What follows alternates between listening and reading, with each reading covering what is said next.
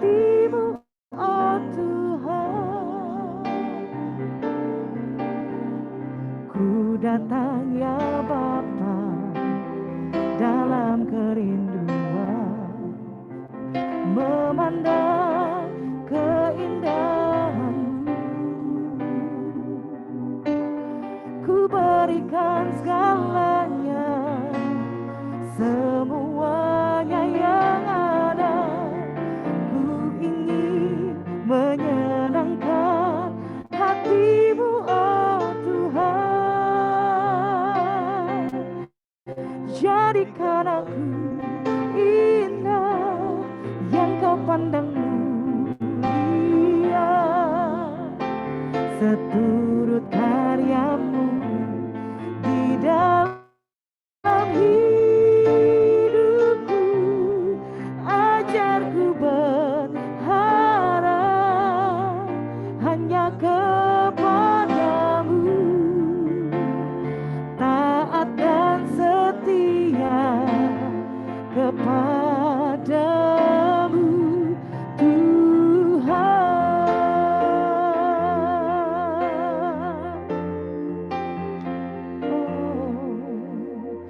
Ku datang ya Bapa dalam kerinduan, memandang keindahan-Mu. Ku berikan segalanya, semuanya yang ada. Ku ingin menyenangkan hatimu, oh Tuhan. Jadikan aku indah yang Kau pandang mulia, seturut karya-Mu di dalam hidupku. Ajarku berharap hanya kepadamu, taat dan setia kepadamu, Tuhan. Jadikan aku indah yang Kau pandang mulia, seturut karya-Mu di dalam hidupku. Ajarku berharap hanya kepadamu, taat dan setia kepadamu, Tuhan.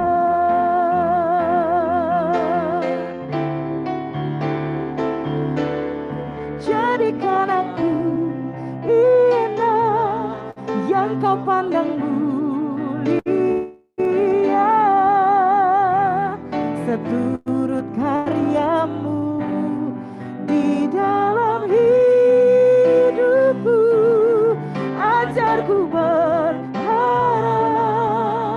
hanya kepadamu, taat dan setia kepadamu, Tuhan. Sekali lagi nyatakan, jadikan aku indah yang Kau pandang mulia, seturut karya-Mu di dalam hidupku. Ajarku berharap hanya kepadamu, taat dan setia kepadamu, Tuhan.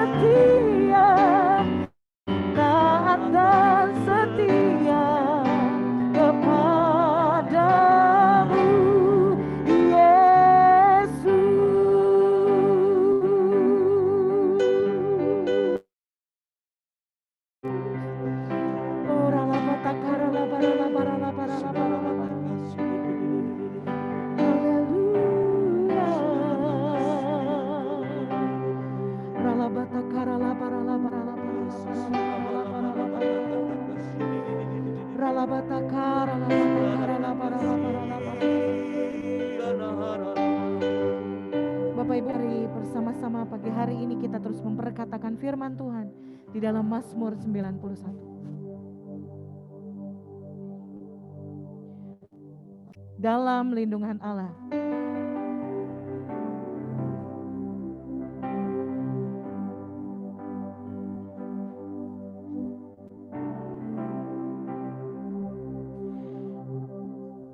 Orang yang duduk dalam lindungan yang maha tinggi dan bermalam dalam naungan yang maha kuasa akan berkata kepada Tuhan, tempat perlindunganku dan kubu pertahananku, Allahku yang kupercayai. Sungguh dialah yang akan melepaskan engkau dari jerat penangkap burung, dari penyakit sampar yang busuk.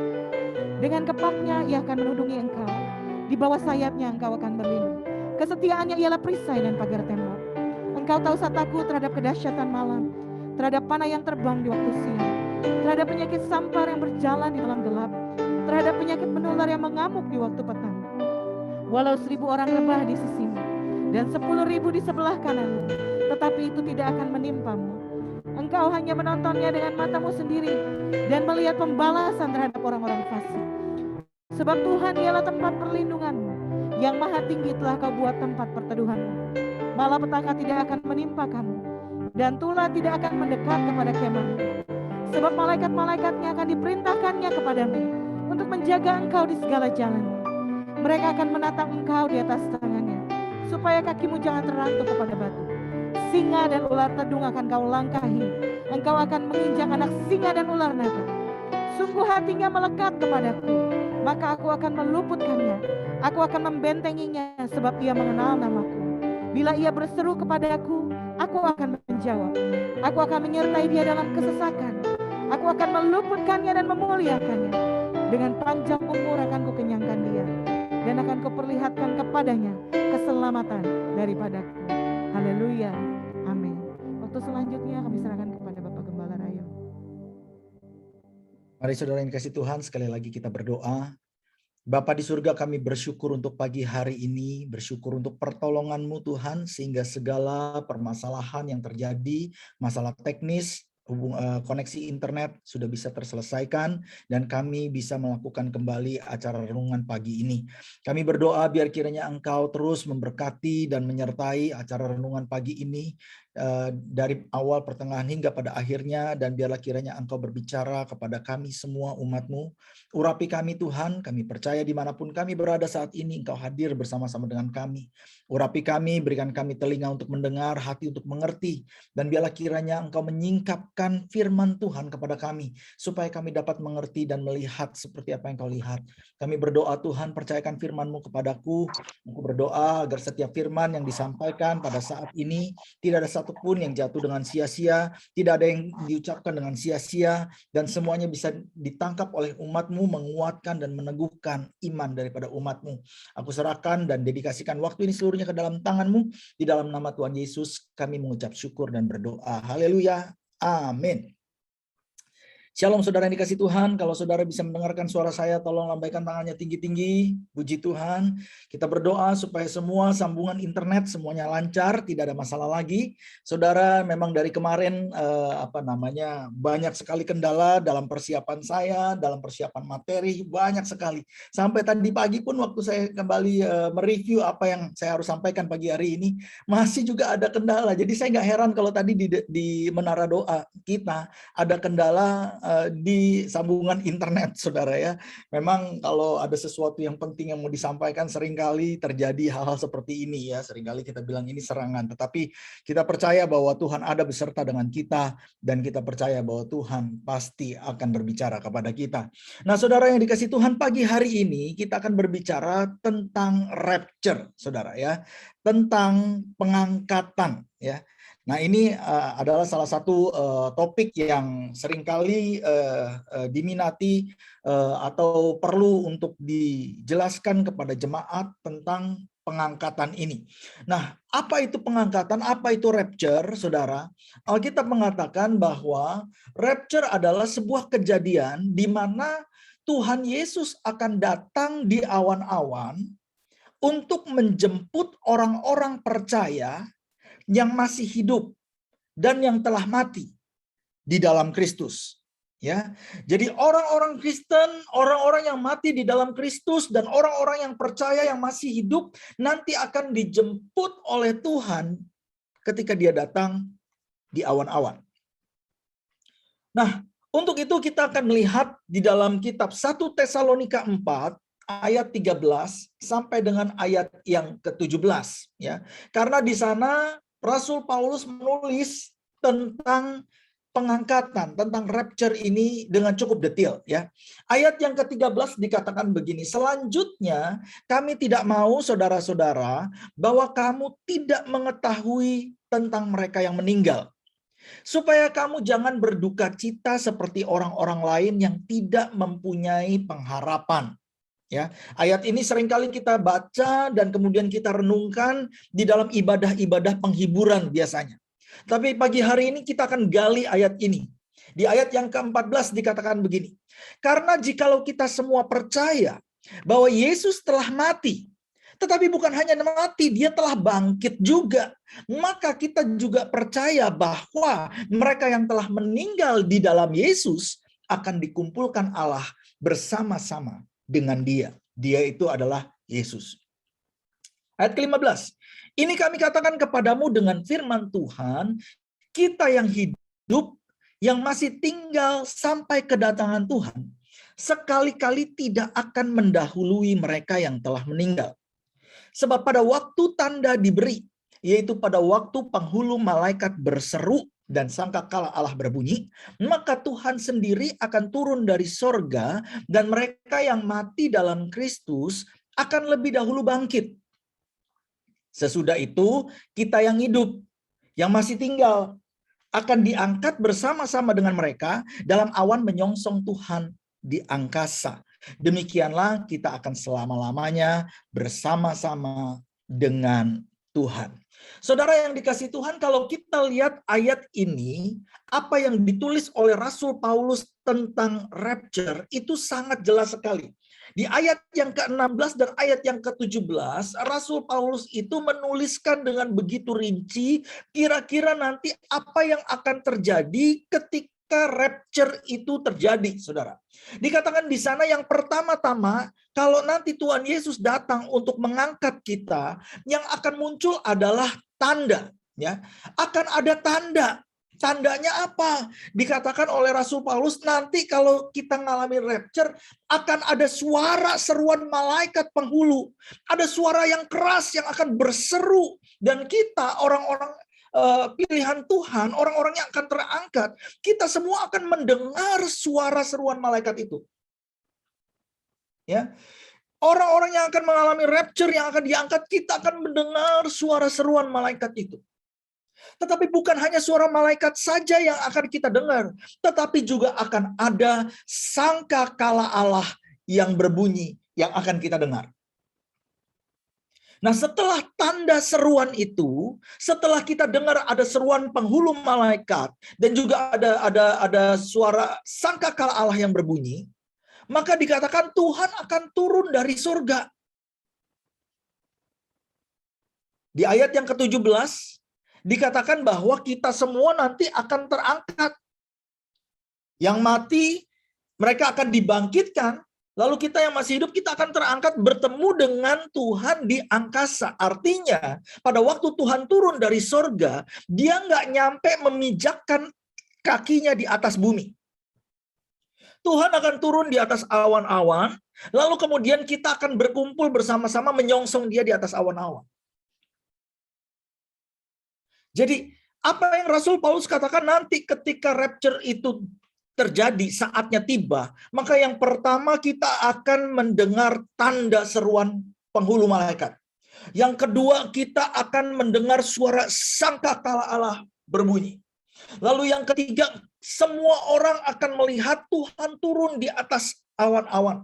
Lalu yang berikutnya dikatakan bahwa mereka yang mati di dalam Kristus, orang-orang percaya, orang-orang Kristen, orang-orang yang mati martir, orang-orang yang melayani Tuhan dengan sungguh-sungguh, yang mempertahankan imannya dengan teguh, mereka yang telah mati, baik itu dengan musibah, kecelakaan, sakit penyakit, mereka yang telah mati itu akan dibangkitkan terlebih dahulu. Setelah mereka bangkit, maka bersama-sama dengan kita, orang-orang yang percaya, kita akan diubahkan dengan tubuh kemuliaan, dan kemudian kita akan diangkat naik menyongsong Tuhan di awan-awan di angkasa. Nah, saya mau mengajak kepada saudara untuk melihat di dalam kitab 1 Korintus pasalnya yang ke-15, ayatnya yang ke-51 sampai dengan ayat 54. Sebab di situ Rasul Paulus sekali lagi memberikan penjelasan tentang proses apa yang akan terjadi ketika orang-orang percaya mengalami pengangkatan atau mengalami rapture. Di dalam kitab 1 Korintus 15 ayatnya yang ke-51 sampai dengan ayat yang ke-54, di sana Rasul Paulus menuliskan, sesungguhnya aku menyatakan kepadamu suatu rahasia. Kita tidak akan mati semuanya, tetapi kita semuanya akan diubahkan. Dalam sekejap mata kita akan berubah. Tolong suaranya yang masih belum mute, tolong di mute. Semuanya diubahkan dalam sekejap mata. Pada waktu bunyi nafiri yang terakhir, saudara. Sekali lagi, di dalam kitab Tesalonika dikatakan bahwa akan ada tanda sangkakala. Sekali lagi, ini Rasul Paulus mengatakan bahwa karena kita mendengar suara nafiri itu berbunyi, maka kita akan diubahkan sekejap mata. Sebab nafiri akan berbunyi dan orang-orang mati akan dibangkitkan dalam keadaan yang tidak dapat binasa. Dan kita semua akan diubahkan. Karena yang dapat binasa ini harus mengenakan yang tidak dapat binasa. Dan yang dapat mati ini harus mengenakan yang tidak dapat mati. Dan sesudah yang dapat binasa ini mengenakan yang tidak dapat binasa, dan yang mati ini mengenakan yang tidak dapat mati, maka akan genaplah firman Tuhan yang tertulis, maut telah ditelan dalam kemenangan. Rasul Paulus mengatakan bahwa nanti ketika kita mendengar suara nafiri itu, ketika kita mendengar suara sangkakala Allah berbunyi, dan kemudian ada suara penghulu malaikat memberikan aba-aba kepada kita, maka pada saat itu orang-orang mati akan dibangkitkan dengan tubuh kemuliaan yang tidak dapat binasa. Dan ketika mereka dibangkitkan dalam tubuh kemuliaan, maka kita yang masih hidup pun dalam sekejap mata. Sekejap mata itu artinya ketika kita ngedipin mata aja, cepat prosesnya. Dalam sekejap mata, dengan sekedip mata saja, tiba-tiba badan kita yang masih hidup, tubuh kita ini berubah dari tubuh jasmani menjadi tubuh kemuliaan. Tubuh yang tidak bisa binasa.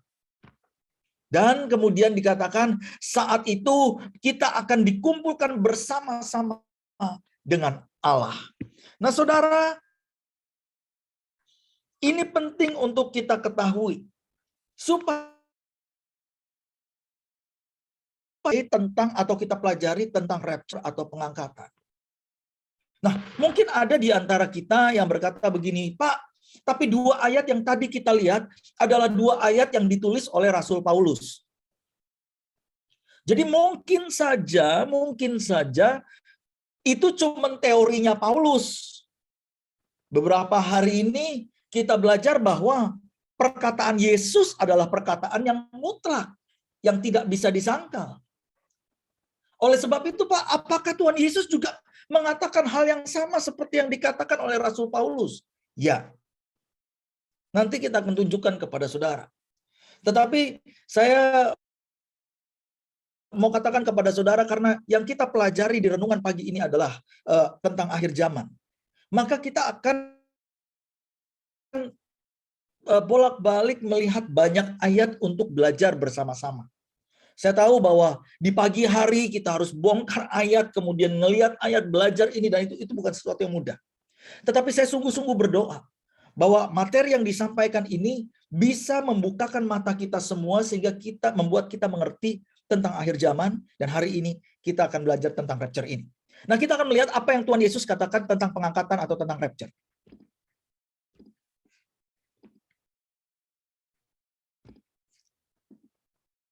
Di dalam kitab Matius, saudara, pasalnya yang ke-24, ayatnya yang ke-29 sampai dengan ayat yang ke-31. Tuhan Yesus berkata begini, segera sesudah siksaan pada masa itu, matahari akan menjadi gelap, dan bulan tidak bercahaya, dan bintang-bintang akan berjatuhan dari langit, dan kuasa-kuasa langit akan goncang. Ayat ke-30. Pada waktu itu akan tampak tanda manusia, anak manusia di langit. Dan semua bangsa di bumi akan meratap dan mereka akan melihat anak manusia itu datang di atas awan-awan di langit dengan segala kekuasaan dan kemuliaannya. Perhatikan. Jadi di sini Tuhan Yesus secara spesifik di ayat yang ke-30, dia katakan akan datang waktunya. Setelah siksaan itu terjadi dan setelah matahari gelap dan bulan bintang berjatuhan, kuasa langit goncang, maka pada waktu itu dikatakan akan ada tanda anak manusia di langit. Sekali lagi, kata tanda itu muncul sama seperti apa yang dikatakan oleh Rasul Paulus di dalam kitab 1 Tesalonika 4 ayat 16 tadi. Di bagian sebelah paling kanan, saudara dapat melihat karena ayat itu saya sejajarkan di situ. Di ayat yang ke-16 Rasul Paulus katakan, sebab pada waktu itu waktu tanda diberi. Berarti pada waktu Yesus datang nanti ada tanda di langit. Tanda anak manusia kata Tuhan Yesus. Dan ketika tanda itu diberi, maka semua bangsa di bumi akan meratap. Dan mereka akan melihat bahwa anak manusia itu datang bukan di bumi, tetapi di atas awan-awan di langit. Dengan segala kekuasaan dan kemuliaannya. Lalu ayat yang ke-31 dikatakan begini, dan ia akan menyuruh keluar malaikat-malaikatnya dengan meniup sangkakala yang dahsyat. Sama seperti apa yang dituliskan oleh Rasul Paulus. Menyuruh malaikat-malaikatnya keluar dengan meniup sangkakala yang dahsyat, atau di dalam 1 Korintus 15 tadi disebutkan sebagai nafir yang terakhir. Dan mereka akan mengumpulkan orang-orang pilihannya dari keempat penjuru bumi, dari ujung langit yang satu ke ujung langit yang lain. Jadi dari perkataan Tuhan Yesus ini kita dapat melihat kesamaan dengan apa yang ditulis oleh Rasul Paulus mengenai rapture. Yang pertama kesamaannya adalah bahwa nanti pada saat rapture itu terjadi akan ada tanda di langit. Tanda anak manusia. Lalu kemudian Tuhan akan datang di atas awan-awan di langit. Yang ketiga, akan ada suara sangkakala yang dahsyat, atau yang disebut oleh Rasul Paulus di 1 Korintus tadi sebagai nafir yang terakhir yang akan ditiup ketika rapture itu terjadi. Maka Tuhan Yesus akan memerintahkan malaikat-malaikatnya untuk mengumpulkan orang-orang pilihannya dari keempat penjuru dunia. Saudara yang dikasihi Tuhan, ketika kita melihat ini, maka kita dapat membandingkan bahwa ternyata apa yang diajarkan oleh Rasul Paulus atau dikatakan oleh Rasul Paulus itu selaras dengan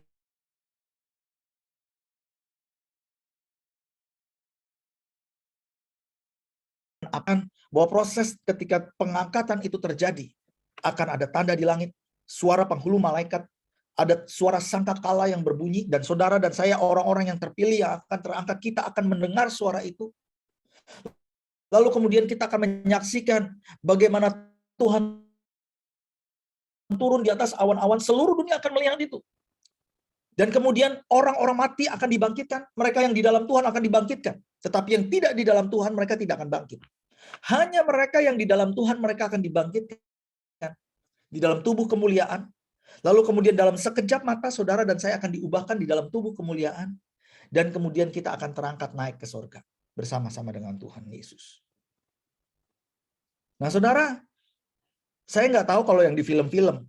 Ya, kalau di film-film kan kalau pas lagi rapture tiba-tiba dor, hilang. Bajunya ketinggalan. Tiba-tiba orangnya hilang. Tapi kalau Alkitab mengatakan ya nggak begitu. Alkitab mengatakan bahwa dalam sekejap kita diubahkan tubuhnya.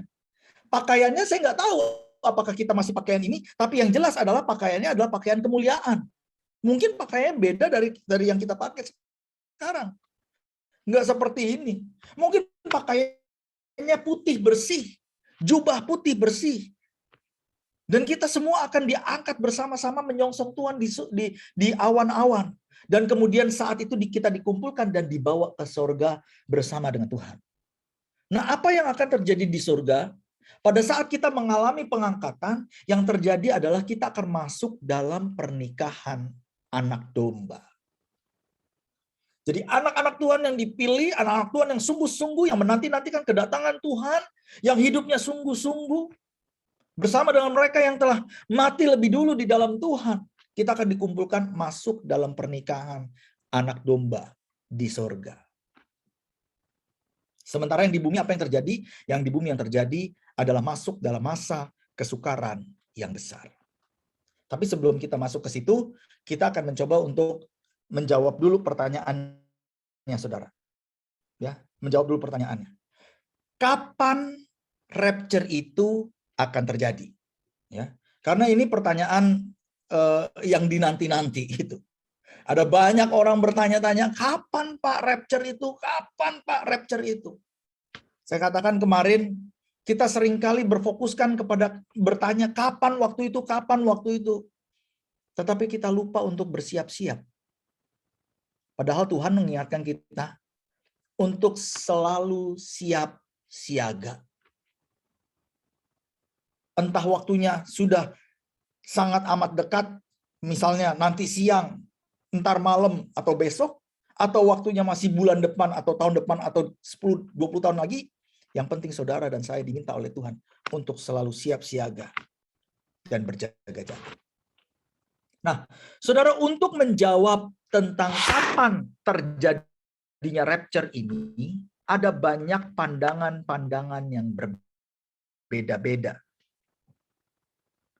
Kenapa kok bisa terjadi, Pak? Pandangannya kok bisa beda-beda? Minimal, saudara, ada 4 pandangan yang berbeda tentang kapan rapture itu akan terjadi.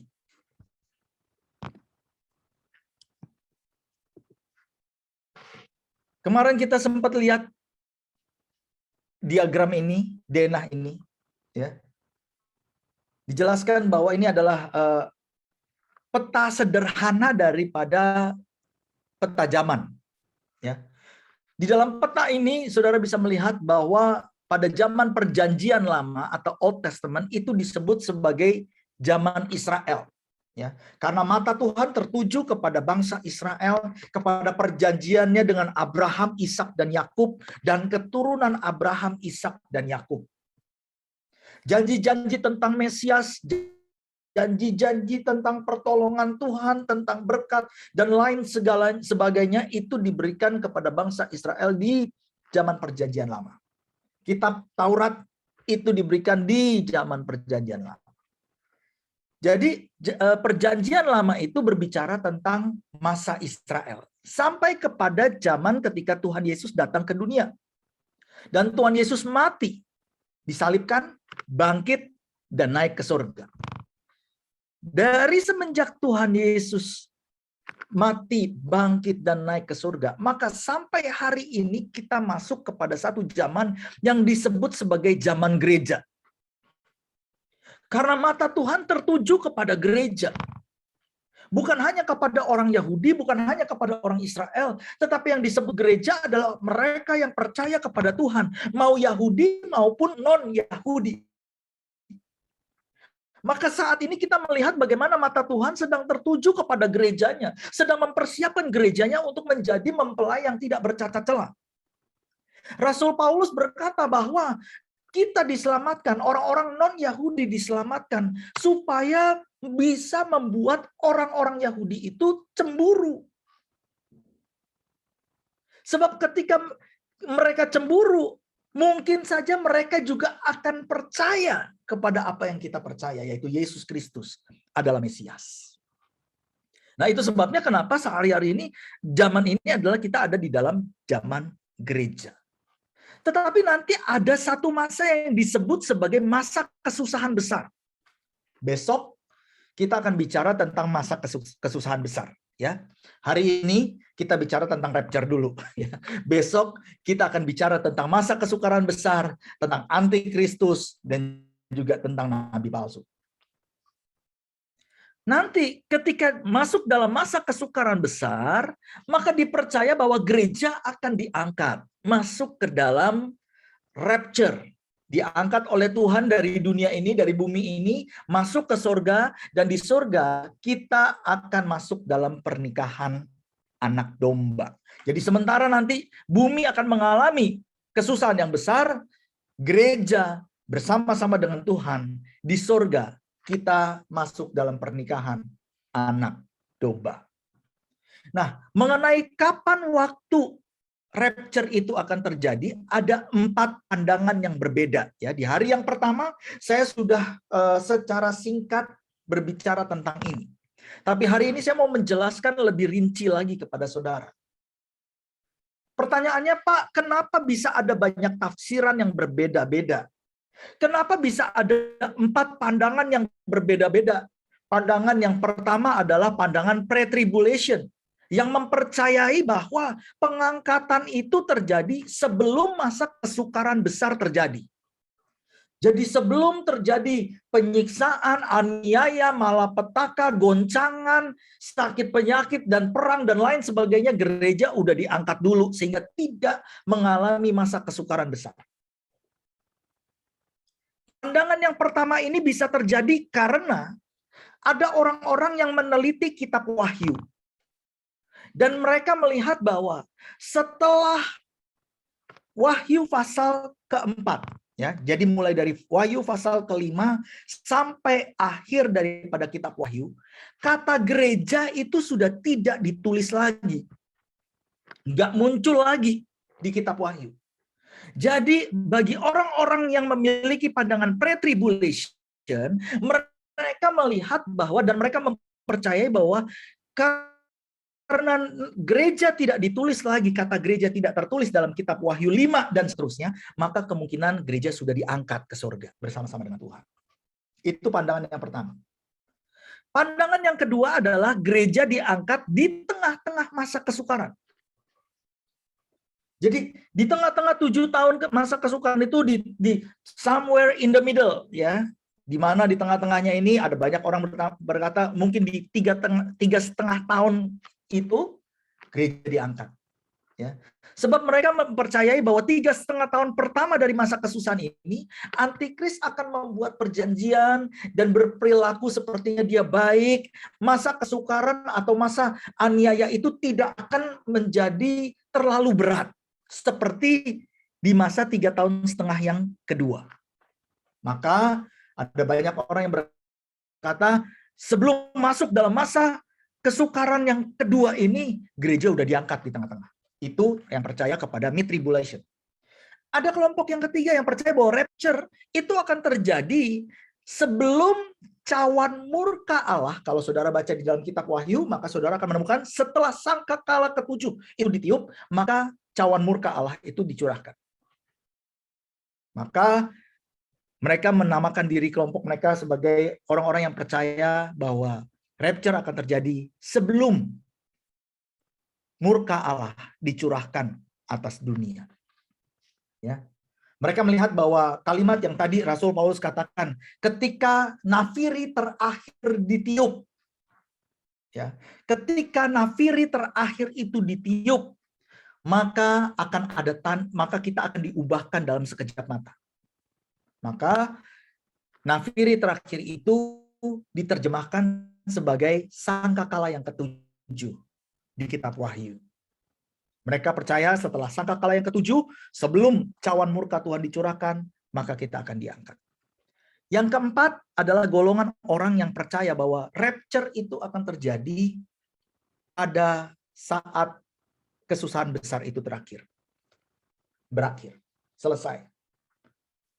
Jadi ketika antikristus sudah memerintah, sudah terjadi aniaya, goncangan-goncangan besar, maka saat Yesus datang kali yang kedua, memijakkan kakinya di bumi, saat itulah kita akan diangkat naik ke surga. Nah, saudara yang dikasihi Tuhan, kenapa bisa terjadi perbedaan pandangan ini? Karena Tuhan Yesus sendiri berkata bahwa tidak akan ada satu orang pun yang tahu kapan waktunya dia akan datang. Anak tidak, demikian pun Bapa, demikian pun malaikat-malaikat. Ya, hanya Bapa di surga yang tahu kapan Tuhan Yesus akan datang. Itu sebabnya terjemahan atau tafsiran tentang kapan Tuhan Yesus datang bisa berbeda-beda seperti ini. Tetapi saya mau katakan kepada saudara, 3 dari kepercayaan tentang rapture ini, yaitu pre, mid, dan pre-wrath, itu mempercayai bahwa kedatangan Yesus kali yang kedua terjadi dalam 2 tahap. Tahap yang pertama adalah Tuhan akan datang di atas awan-awan, menjemput kita naik ke atas awan-awan, lalu membawa kita untuk masuk ke pesta pernikahan anak domba di surga. Tetapi khususnya bagi yang post-tribulation, mereka mengatakan kedatangan Yesus yang kedua itu tidak dibagi menjadi 2 tahap, tetapi hanya satu kali saja terjadinya, yaitu di akhir dari masa tribulasi itu. Ketika Tuhan datang, maka kita semua akan diangkat bersama dengan Dia, lalu kita turun lagi ke dunia. Dan Tuhan akan mengalahkan antikristus, dan Tuhan akan memulai kerajaan 1000 tahun. Nah, pertanyaannya bagi kita adalah, untuk yang mempercayai post-tribulation atau rapture itu terjadi setelah masa kesukaran berakhir, buat apa kita diangkat kalau Tuhan Yesus sudah turun ke bumi? Buat apa lagi kita ketemu Dia di atas awan-awan kalau Dia sudah memijakkan kakinya di bumi? Kenapa nggak langsung aja ketika Dia memijakkan kakinya di bumi, lalu kemudian liang kubur terbuka, yang mati di dalam Kristus mulai diubahkan menjadi tubuh kemuliaan, lalu kita juga diubahkan tubuh kemuliaan, lalu kita ketemu langsung dengan Dia di sini di bumi, nggak perlu di atas awan-awan. Dan untuk apa lagi kita diubahkan pada saat itu? Karena Tuhan Yesus sudah turun ke bumi dan Dia pasti akan mengalahkan antikristus dan antek-anteknya. Itu sebabnya bagi gereja Pentekostal, yang gerakan Pentekostal, mereka tidak mempercayai ini. Kebanyakan lebih mempercayai di dalam golongan yang pertama ini, antara pre-tribulation, mid-tribulation, atau pre-wrath tribulation. Rapture, sorry. Nah, oleh sebab itu, saudara, saya mau katakan bahwa kita sebagai gereja GBI, kita ada di dalam golongan ini. Ya, kalau ditanya, Pak, apa yang Alkitab katakan sih sebetulnya, dan apa yang mungkin Pak Budi lihat, percayai, kapan kira-kira rapture itu yang mana, Pak? Pre, mid, atau pre-wrath? Saya mau mengajak saudara, saya minta waktu sekitar 10 menit lagi, saudara ya, supaya kita bisa sama-sama belajar. Saya mau mengajak saudara untuk melihat apa yang Rasul Paulus tuliskan di dalam kitab 2 Tesalonika pasalnya yang kedua. Ya. Tadi sudah kita katakan bahwa teori tentang rapture atau doktrin tentang rapture yang ditulis oleh Rasul Paulus adalah teori dan doktrin yang bisa dipertanggungjawabkan dengan perkataan Yesus.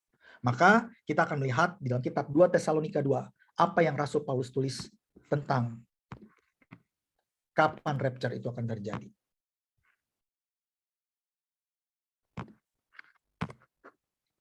Di dalam 2 Tesalonika 2 ayat yang pertama sampai dengan ayat yang keempat, di sana dikatakan begini.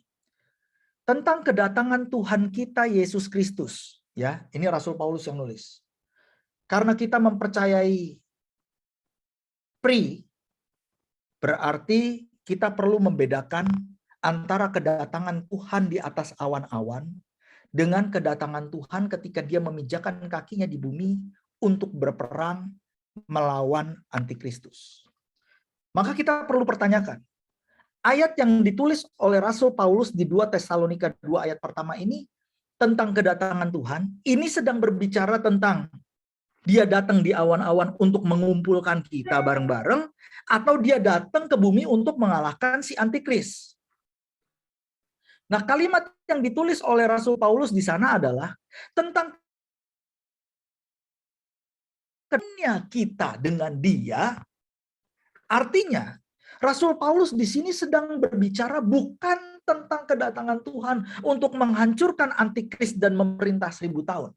Tetapi dia sedang berbicara tentang Tuhan Yesus datang di atas awan-awan untuk menghimpun kita orang-orang percaya bersama dengan dia, yaitu rapture.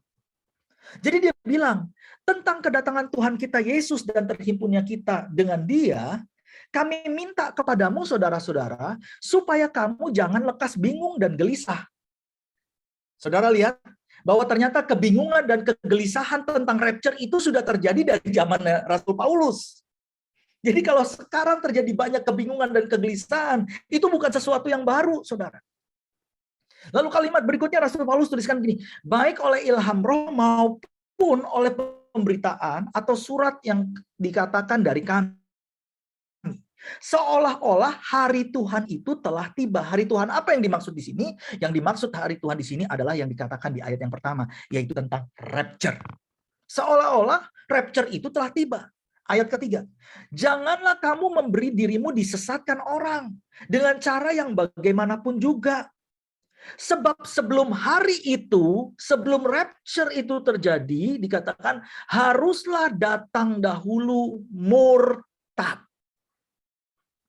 Oke, sekarang sudah terjadi banyak murtad, Pak. Di mana-mana ada banyak orang-orang yang dengan begitu bebasnya memaki-maki atau menghujat nama Tuhan atau mengucapkan kata-kata kotor terhadap Tuhan. Murtad dan hujat itu sudah terjadi.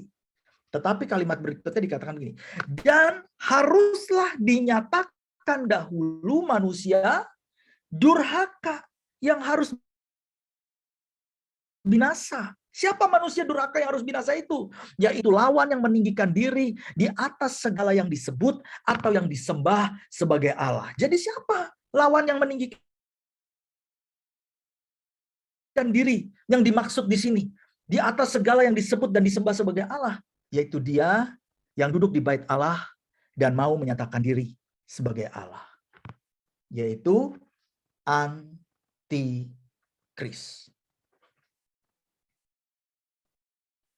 Ini ayat firman-Nya, saudara. Ya, saya cuma bukakan ini kepada saudara. Bahwa Rasul Paulus mengatakan, pengangkatan itu jangan sampai membuat kita bingung.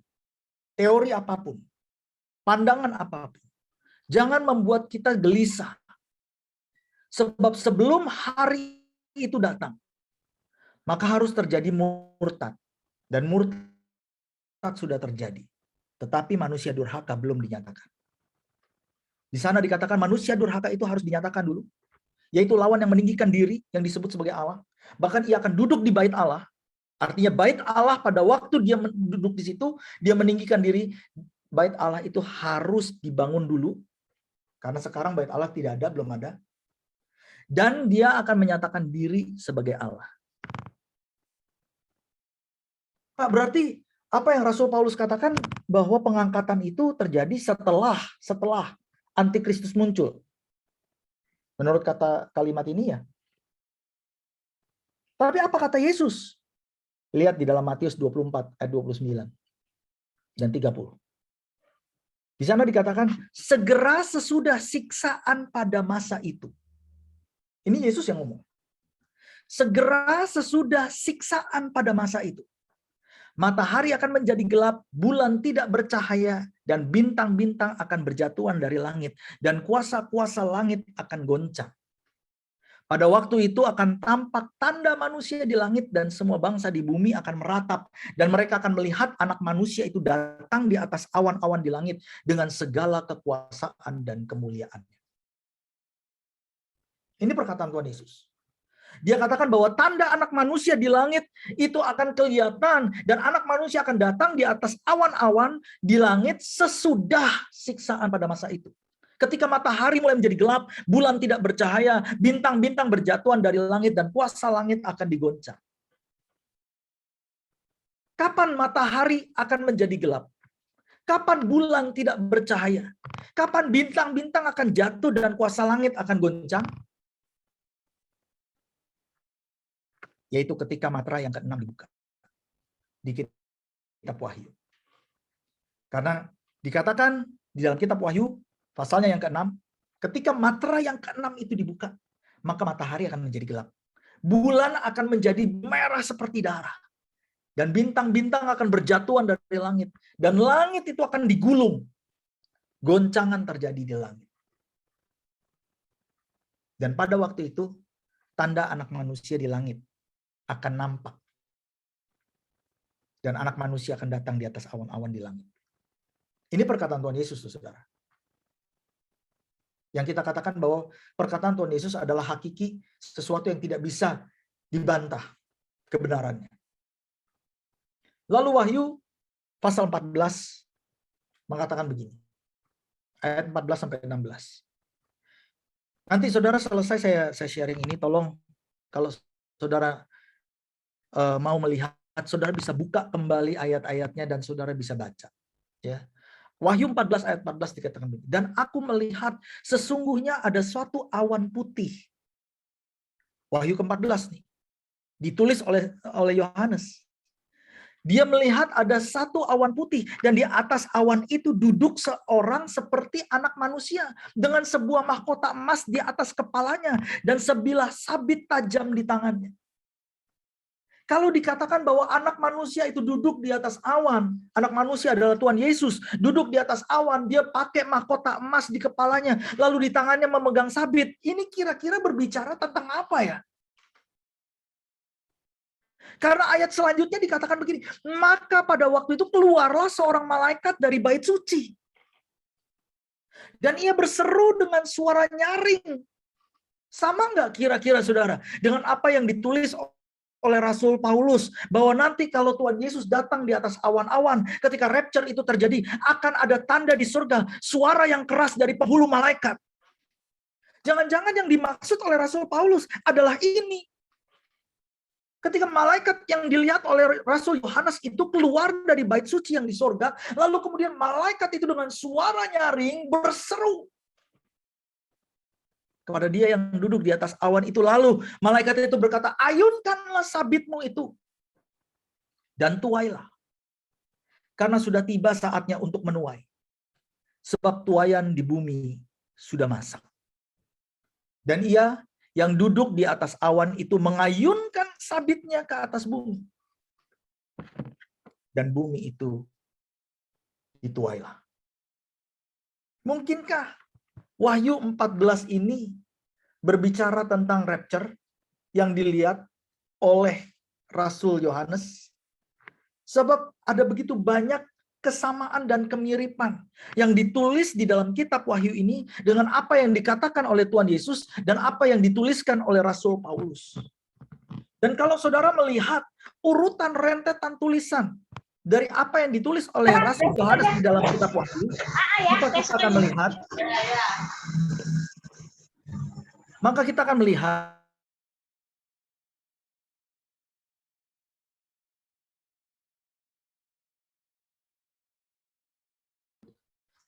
akan melihat bahwa ayat Wahyu 14 itu ditulis setelah Antikristus itu muncul.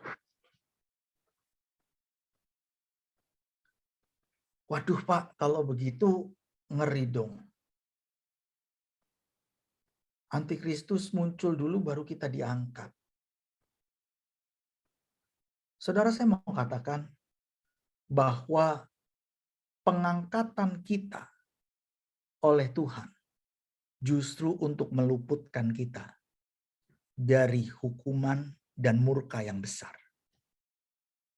Itu sebabnya mau sebelum Antikristus muncul, mau sesudah Antikristus muncul, saudara dan saya tidak perlu cemas. Karena kalau kita siap sedia, teguh di dalam iman kita, maka kita semua akan dikumpulkan bersama-sama dengan Tuhan di atas awan-awan ketika nanti Dia datang di dalam kemuliaannya. Amin. Hari ini saya hanya menunjukkan kepada saudara apa yang Rasul Paulus katakan, apa yang Tuhan Yesus ucapkan dan apa yang ditulis oleh kitab Wahyu. Dan secara pribadi, saya mempercayai bahwa dia akan datang ketika Antikristus itu dinyatakan. Seperti yang ditulis di dalam kitab 2 Tesalonika, pasalnya yang kedua, ayatnya yang keempat. Itu sebabnya, sebagai anak-anak Tuhan, kita nggak perlu panik dan cemas. Tuhan Yesus hanya mengingatkan kepada kita bahwa kita harus bersiap-siap. Saya akan tutup dalam 2 menit. Pertanyaannya bagi kita adalah begini, Pak. Lalu apa yang harus kita lakukan, Pak? Sebab kalau saudara, saya nggak tahu ya, saudara dulu tahun 90-an, tahun 80-an gitu ya, pernah dengar nggak gerakan-gerakan yang mengatakan bahwa Tuhan Yesus akan segera datang? Waktu itu tahun 88 kalau saya nggak salah pernah terjadi. Tahun 92 atau 94 pada waktu itu pernah terjadi lagi. Dan kapan waktu pernah terjadi lagi, terulang lagi. Dan setiap kali ada isu bahwa Tuhan Yesus akan datang, bahwa sebentar lagi dunia akan kiamat. Wah, itu bikin orang heboh, saudara. Anak-anak Tuhan heboh, bahkan ada banyak orang pada tahun 80-an dan tahun 90-an yang sampai menjual asetnya. Mereka sampai nggak mau kerja, nggak mau sekolah, di rumah aja doa, kumpul-kumpul. Setiap hari. Saya yakin itu bukan apa yang Tuhan mau kita lakukan. Yang mengerti lambaikan tangan. Amin. Seandainya Tuhan Yesus datang 1 jam lagi dari sekarang, Tuhan pun tetap menginginkan saudara dan saya tetap kerja, tetap sekolah, tetap melakukan tanggung jawab dan tugas-tugas kita. Sebab nanti begitu dia datang, dia akan tanya sama kita, saudara. Mana yang aku sudah percayakan kepadamu? Mina yang aku titipkan kepadamu sudah berkembang menjadi berapa mina? Talenta yang aku titipkan kepada kamu sekarang sudah berkembang menjadi berapa talenta? Tuhan akan tanya kepada kita, kamu sudah kasih makan belum kepada orang-orangku? Seperti yang seharusnya kamu lakukan. Apakah pelitamu masih tetap menyala apa enggak? Hal-hal tersebut akan dipertanyakan oleh Tuhan kepada kita. Dan kita harus memberikan pertanggungjawaban itu kepada Tuhan. Itu sebabnya, sudah sangat amat dekat kedatangan Tuhan kali yang kedua. Itu bukan berarti bahwa saudara dan saya harus melepaskan segala tugas dan tanggung jawab kita dan hanya berfokuskan untuk doa puasa. Enggak. Tuhan masih tetap menginginkan agar saudara dan saya melakukan tugas dan tanggung jawab yang dipercayakan Tuhan kepada kita. Ngurus anak, didik anak kita. Pak, buat apa lagi dididik kalau Tuhan Yesus bentar lagi udah mau datang? Perlu, kita harus tanamkan nilai-nilai ilahi dalam kehidupan anak-anak kita. Supaya kalau kita terangkat, mereka juga ikut terangkat. Kalau kita dipercaya untuk memimpin dengan baik, kalau kita dipercaya untuk mengelola sesuatu, kelola dengan jujur dan dengan baik. Sebab segala sesuatunya itu akan diminta pertanggungan jawabnya nanti ketika Tuhan Yesus datang kali yang kedua. Saya mohon maaf sekali karena tadi ada gangguan teknis, maka waktu kita overtime dan juga kita nggak bisa ada waktu untuk tanya jawab. Sebetulnya saya pinginnya sesi yang kali ini kita ada waktu untuk tanya jawab. Tetapi saya minta tolong kepada saudara sekali lagi. Kalau saudara ada pertanyaan, tolong dicatat. Ya, tolong dicatat, nanti kita masih ada 3 hari lagi ke depan. Besok kita masih akan membahas tentang masa kesusahan besar, antikris dan nabi palsu. Itu juga satu tema atau topik yang cukup besar. Ya, karena akhir zaman ini sebetulnya nggak bisa dibahas dalam waktu 40 menit. Susah, saya agak cepet-cepet gitu jadi saudara ya. Jadi kalau misalnya dalam sesi 1, 2, 3 dan sesi-sesi berikutnya, saudara ada pertanyaan, tolong dicatat dulu. Nanti di hari yang ke-5 atau di hari yang ke-6, saya akan coba cari waktu. Ya. Saya sisihkan waktu untuk di mana kita bisa tanya jawab. Ya, mungkin nggak bisa banyak pertanyaan yang bisa saya jawab ya, karena waktu dan lain sebagainya. Tetapi sebisa-bisanya nanti kita akan jawab pertanyaan-pertanyaan itu. Kalau kurang, ya mungkin nanti kalau Tuhan izinkan kita adakan satu acara khusus, nggak di pagi hari, mungkin di sore atau malam hari untuk membahas lebih lagi tentang akhir zaman ini. Tetapi ketika saya membahas tentang akhir zaman, saya suka untuk membandingkan ayat supaya saudara dan saya bisa melihat apa sih yang sebetulnya Alkitab katakan dalam perjanjian lama, perjanjian baru, dalam perkataan Yesus dan perkataan para nabi-nabi, dan juga dengan perkataan para rasul. Dan saya berdoa apa yang saya bagikan kepada saudara pada hari ini itu bisa memberikan pengertian kepada kita tentang rapture. Apa yang perlu kita lakukan? Kita harus bersiap-siap ketika dia datang. Kita diubah dalam sekejap mata. Amin. Bukan tubuh ini lagi. Oh, saya menanti-nantikan masa itu. Menanti-nantikan. Nanti saya diubah tubuhnya jadi tinggi, saudara. Gak gini lagi. Yang jerawatan mukanya diubah mulus, saudara. Yang giginya ompong diubah sama Tuhan, penuh giginya sekarang. Wes, yang rambutnya kurang nanti ditambahin rambut sama Tuhan. Tubuhnya udah tubuh kemuliaan, saudara. Tubuh yang sempurna. Amin. Oleh sebab itu, merupakan satu yang sukacita, penuh dengan sukacita untuk menantikan kedatangan Yesus kali yang kedua, menjemput kita di atas awan-awan. Jadi jangan takut. Persiapkan dirimu dengan sungguh-sungguh dari sekarang. Saya serahkan kepada WL, lalu kemudian saya akan tutup dalam doa.